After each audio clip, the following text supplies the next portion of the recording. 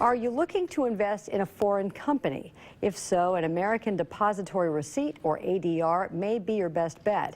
In this morning's U.S. Bank Economic 360, U.S. Bank's Senior Vice President Mike Denneman joins us to talk about ADRs and how they're helpful to U.S. investors. He is with Business Watch producer Kelly Leon in the studio. Mike and Kelly.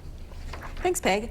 So, Mike, what we're talking about here is investing overseas, right? Exactly. Yeah. So it's actually something that's very popular with U.S. investors these days, whether it's to get more diversification or to find better growth prospects, whatever the reason, it's something that U.S. investors are doing a lot of. And the good news is that there's plenty of alternatives out there. There are, of course, a huge number of mutual funds and exchange-traded funds that invest in overseas stocks. So those are alternatives for you, but those are more diversified type investments. What if you were interested in just one particular overseas company?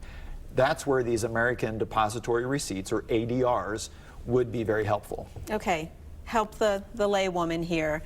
ADR, give me more of an explanation. Sure. And so if you have a company, you are most likely going to list your shares of stock on the exchange in your home country, right? And so if this is an overseas company, you're going to have those on a foreign exchange in a foreign currency, and so that's going to be difficult for a U.S. investor to get access to. So the ADR is just a method of taking a foreign security and making it accessible on an U.S. stock exchange. So how it works: a so-called sponsor, almost always an American bank, will go out and they will buy shares in the home country, and they will bring those shares back. They'll put them on deposit, hence the deposit in the name, and then they will create a separate asset that is linked to those deposited shares called the receipt.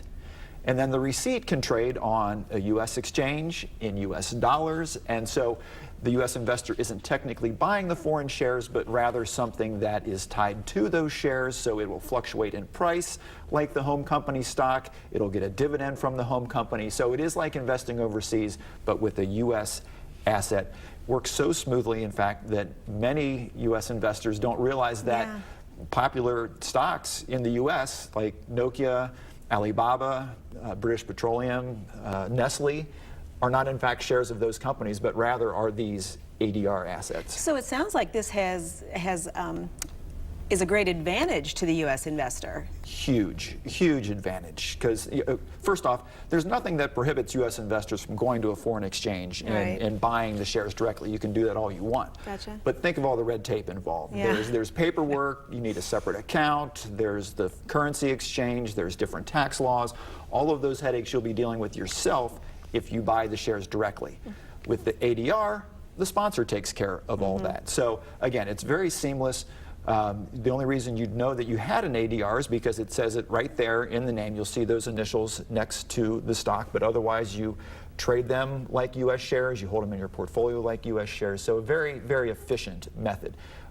Important though to note that they are at base foreign investments, and those carry risks over and above U.S. stocks. So just be aware of what it is that you're buying. Go in with your eyes wide open. Make sure you know that, yes, this is something that's going to be a little bit more risky than what I would otherwise Opportunity, risk, opportunity, got to balance it out. So exactly. Very interesting. Thanks so much, Mike. You're welcome.